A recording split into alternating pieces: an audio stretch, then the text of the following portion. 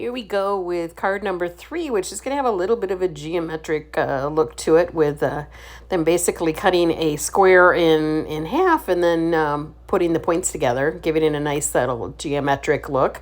So squeeze that toffee ink and get some into your top of your lid and add some water with your water brush, and then just sprinkle it all over the back. Now, I would recommend, setting that aside so that you can let it dry for a minute or two. With this type of splattering or whatever, you don't need to let it dry as long as you would a shimmer brush, so it's not too bad. So, and then you can just distress the edges also with the toffee ink and your foam tool, and that's just going to give that nice sandy look to this whole thing. What pretty paper this is, right? Cape Cod, and then we've got the fall paper, which, oh my gosh, I've already forgotten the name of, but this is a nice catalog for this. So don't forget to start buying your other paper for next month's, because we did sell out of these card kits really fast. They got them back now, but you just never know, because supplies are always finite. So get through with all the rest of your distressing here. And then we're going to put this card together. Oh, so we got to do some stamping first. I forgot. So I think we're using the periwinkle ink on this. Yep. And again, that awesome background stamp. So this is definitely going to be a stamp you want to keep just for that alone. It's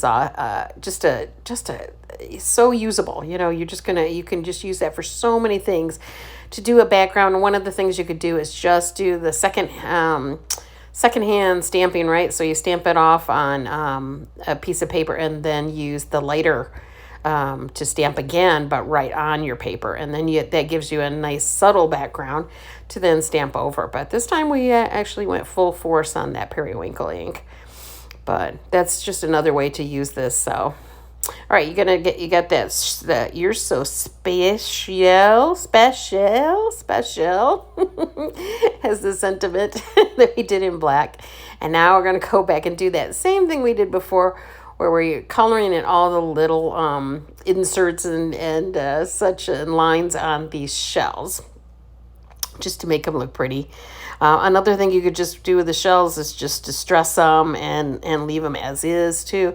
You could take your foam tool and dot lightly all over them. That's another look that you could have. You could sand them, because our paper has a white core. So if you used a little bit of sandpaper on these, that would be also an awesome look for them. So, but they wanted us to paint them on this. So that's fast and easy. But those are a lot of other options you could use on this. So don't always think they have to go, exactly by what the Close to My Heart says either.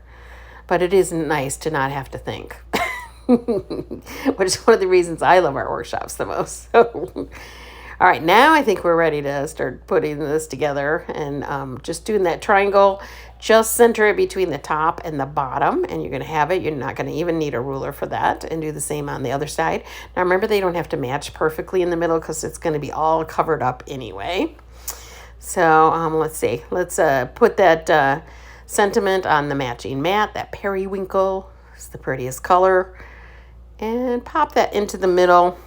I don't think I even am, I'm not even sure if I'm going to measure that on there. Oh, yep, and you want to tuck one of the, or a couple of the shells, it looks like, underneath too. And so you could use foam tape on that, or just do what I did, where I just tucked them under first. And, I guess I am going to use the foam tape, because that's nice and dimensional.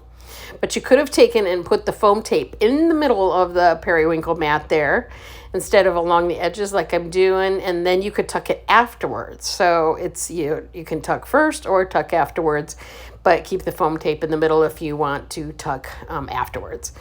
And so this way I just kind of placed it there and figured out about where I wanted to have them and put them down. Now I am measuring, because I'm kind of a stickler for that on some of this stuff. So put it right down. You got that nice little zip strip on the top.